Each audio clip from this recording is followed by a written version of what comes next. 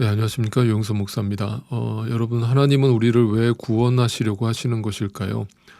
자신의 독생자를 희생해 가면서까지 우리를 구원하시는 이유가 무엇이라고 생각하십니까? 단지 우리를 천국에 보내서 이 땅에서보다는 좀 더 우리를 행복하게 만들어주고 싶으신 것일까요? 만약 여러분이 그동안 구원에 대한 개념을 이 정도로 이해하고 계셨다면 아마도 그것은 사실 성경을 전혀 모르시는 것이라고 말씀드릴 수 있습니다. 자, 그렇다면 이 질문에 대해서 오늘 본문은 어떤 말씀을 들려주는지 한번 확인해 보도록 하겠습니다. 10절부터 읽어보죠. 하나님께서는 만물을 창조하시고 만물을 보존하시는 분이십니다. 그러므로 하나님께서 많은 자녀를 영광에 이끌어들이실 때에 그들의 구원의 창시자를 고난으로서 완전하게 하신다는 것은 당연한 일입니다. 자, 여기에 바로 또 복음의 깊은 신비가 담겨져 있는데요. 여기서 예수님은 구원의 창시자요, 만물의 창조주요, 만물을 보존하시는 분이시다라고 선언하고 있습니다. 즉 만물은 절대 스스로 존재할 수 없으며 스스로는 존재 가치가 없다라는 뜻입니다. 즉 모든 만물은 오직 하나님의 존재 안에 있을 때에만 그 존재 가치를 인정받게 된다는 뜻이에요. 그러므로 인간이 스스로 독립된 개체로서 자신의 인생을 선택하고 결정하며 그 하나님을 자신의 뜻 가운데로 끌어당겨서 어떤 자신의 유익과 이익과 복을 누리라는 모든 행위가 즉 악이요 죄라고 성경은 선언하고 있는 것입니다. 그래서 예수님이 십자가의 죽으심으로 우리가 그 독립된 그 죄인이라는 사실, 그 독립된 개체로서 그 바벨탑을 쌓고 있는 우리를 위해서 대신 죽으심으로 하나님과 우리 사이에 막혀있던 담을 허물어 버리시고 다시 우리를 연합하게 하신 것이죠.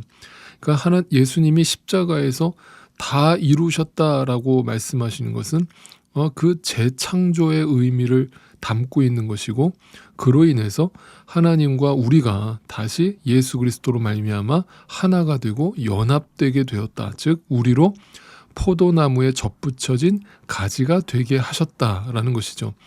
네, 원래 우리는 예수님을 만나기 전에는, 믿기 전에는 그 가지가 나무에서 떨어져 있었던 것이죠. 떨어져 있는 것은 불에 태워지는 것이죠. 그런데 우리가 그 다시 포도나무에 접붙여지게 되므로 우리 안에서 자동적으로 열매가 맺히게 된 것입니다. 그것을 구원이라고 말하고 있는 것이죠. 그래서 그때부터 우리는 각자의 개별적 그 개체성을 상쇄하고 예수라는 그 머리에 붙어있는 예수, 즉 작은 예수로서 이 땅을 살아가게 되는 것이죠. 작은 예수, 그러니까 어떤 분들은 우리가 무슨 마치 예수님처럼 된다는 말로 이해하시는데 그거는 철저한 오해고요. 우리는 절대 예수님이 될 수 없죠. 그분과 본질적으로 그분의 은혜로 말미암아 우리가 그분 안에 귀속됨으로 그분과 하나가 되었음을 말하는 것이죠.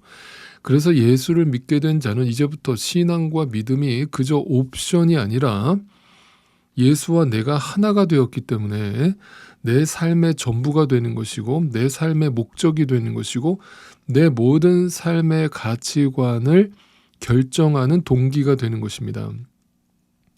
그러니까 여러분이 크리스찬으로서 이 세상 속에서 살아간다는 것은 그냥 삶 따로 믿음 따로가 아닌 것이죠. 여러분이 직장 생활을 하든 사업을 하시든 가정 생활을 하시든 신앙과 삶이 따로따로가 아니라 예수 안에 있는 자로서 주님과 동행하는 삶으로 연결되어질 수밖에 없는 것입니다. 그래서 우리는 노력하는 것이 아니라 우리의 삶이 곧 하나님께 날마다 영광을 올려드리는 예배가 될 수밖에 없는 것입니다. 여러분, 그것을 성경은 열매라고 하는 것입니다. 우리의 노력이 아닌 거예요. 그러니까 그분과 하나가 된 자가 어찌 삶 따로 신앙 따로의 삶을 살 수 있겠습니까? 그런 열매는 열매가 아닌 것이죠. 자, 그래서 11절을 또 보세요. 거룩하게 하시는 분과 거룩하게 되는 사람들은, 자, 여기 아주 히브리서 기자가 너무나 정확하게 표현을 하고 있습니다. 거룩하게 하시는 분 누구시죠? 예수 그리스도예요. 그리고 우리는 어떤 존재라고요? 거룩하게 되는 사람이에요. 그러니까 더 정확하게 말하면 거룩하게 되어지는 사람들이에요. 그러니까 우리가 믿는 게 아니라 믿어진 거예요. 네, 아시겠습니까? 우리의 노력이나 행위 따위는 전혀 비집고 들어갈 틈을 성경은 주지 않고 있는 거예요.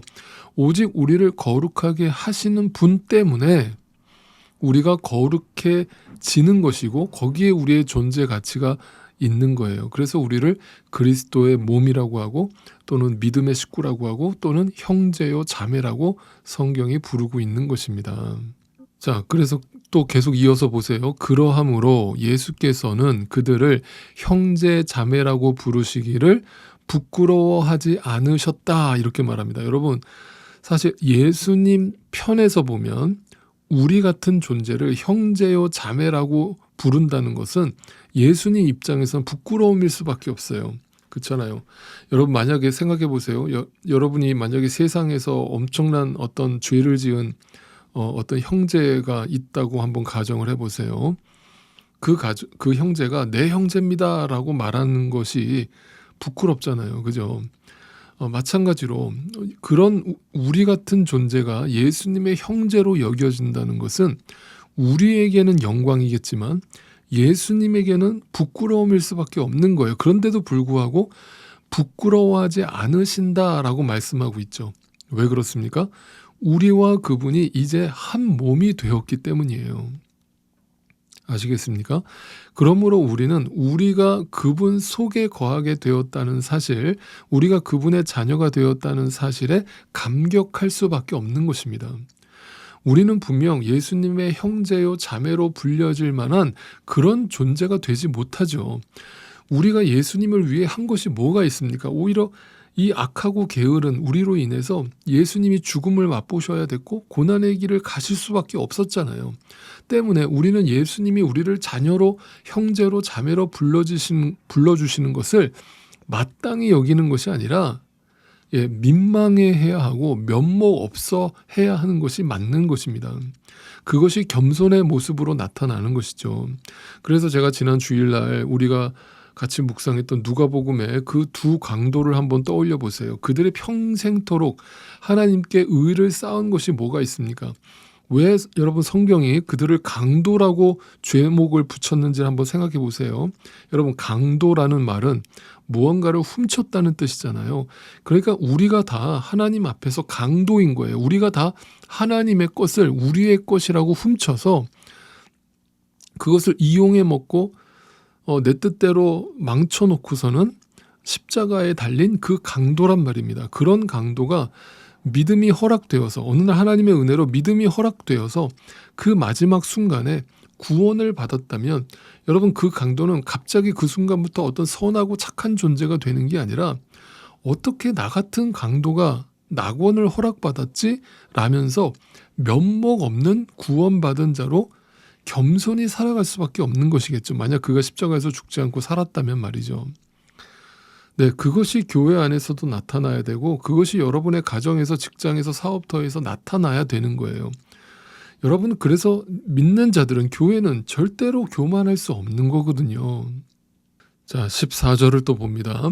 이 자녀들은 피와 살을 가진 사람들이기에 그도 역시 피와 살을 가지셨습니다. 그것은 그가 죽음을 겪으시고서 죽음의 세력을 쥐고 있는 자, 곧 악마를 멸하시고 예수님은 100% 인간의 몸으로 이 땅에 오셨어요. 단지 인간처럼 보이신 것도 아니고 반만 인간이셨던 것도 아니에요. 그분은 우리와 똑같이 삶을 사셨고 고통을 느끼셨고 배고프셨고 눈물을 흘리셨어요. 그 이유는 분명하죠. 그가 죽음을 겪으시고서 죽음의 세력을 쥐고 있는 자, 곧 악마를 멸하시기 위함이에요. 그러니까 예수님의 십자가 죽음은 이 세상의 시선으로 보면 실패고 절망이지만 믿음의 눈으로 보면 승리인 거예요. 자, 15절. 또 일생 동안 죽음의 공포 때문에 종노릇하는 사람들을 해방시키기 위함이었습니다. 자, 그러나 우리 인간은 그 죽음을 승리로 가져올 수 없는 존재죠. 우리는 늘 죽음이 두렵죠. 그 두려움은 우리의 삶 전체를 지배하죠. 그래서 인간은 내일이 늘 두려운 거예요. 우리가 유한하기 때문이에요. 그러나 예수 그리스도는 그 죽음의 두려움에서 우리를 해방시키신 거예요. 죽음이 끝이 아니라 영원한 생명이 있음을 보여주신 거예요. 여러분, 그래서 신앙은, 다시 말씀드립니다, 이 땅에서 복받고 어떤 도덕적 삶을 살라는 것이 아니라 바로 어떤 인간도 해결할 수 없는 죽음의 두려움에서 우리를 자유케 하는 것이 복음인 거예요. 그것이 능력인 거예요. 그것이 믿음인 거예요. 그래서 히브리서 2장은 이 마지막 부분에서 예수님의 이런 모습을 강조하면서 설명하는 겁니다. 17절을 보세요. 그러므로 그는 모든 점에서 형제 자매들과 같아지셔야만 했어요. 그것은 그가 하나님 앞에서 자비롭고 성실한 대제사장이 되심으로써 백성의 죄를 대신 갚으시기 위한 거예요. 자, 왜 그분은 모든 점에서 형제 자매들과 같아지셔야만 했는가? 우리와 같은 인간의 몸을 입으셔야만 했는가? 그것은 그가 하나님 앞에서 자비롭고 성실한 대제사장이 되심으로써 우리 모든 인간의 죄를 대신 갚으시기 위함이에요. 그러니까 그분은 저 멀리 하늘 공간 어딘가에서 의미 없는 사랑의 메아리로 우리를 사랑하신 것이 아니라 창조주 하나님께서 인간으로 이 땅에 오셔서 이 땅에 발을 딛고 서심으로써 그가 십자가에서 우리를 대신하여 죽으심으로써 그 사랑을 말로만 한 것이 아니라 몸소 확증하시고 보여주셨다는 거예요. 그리고 우리의 연약함을 몸소 경험하시고 우리를 이해하셨다는 거예요. 네. 자, 그리고 18절이 이렇게 끝이 납니다. 그는 몸소 시험을 받아서 고난을 당하셨으므로 시험을 받는 사람들 누구예요? 우리의 연약함을 말하죠. 우리를 도우실 수 있는 자격이 있다는 거예요. 그러니까 주님은 한마디로 우리를 아신다는 거거든요.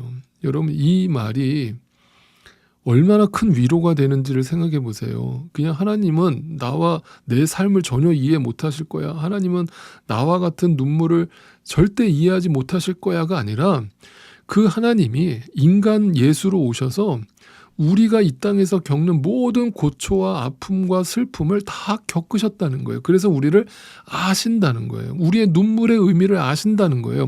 또 우리가 날마다 겪는 그 유혹과 어떤 고통을 주님도 아신다는 거예요. 겪으셨다는 거예요. 그래서 우리를 이해하시고 도우실 수 있다는 거예요.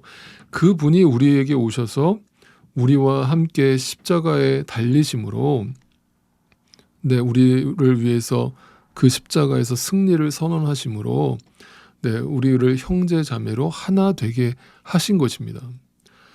자, 오늘 말씀을 정리하겠습니다. 여러분, 그분은 구원의 창시자이십니다. 우리의 형제가 되셨고 죽음을 깨트리셨으며 우리의 대제사장이 되셨습니다. 그러나 그것은 우리의 공로가 아닙니다. 우리는 연약합니다.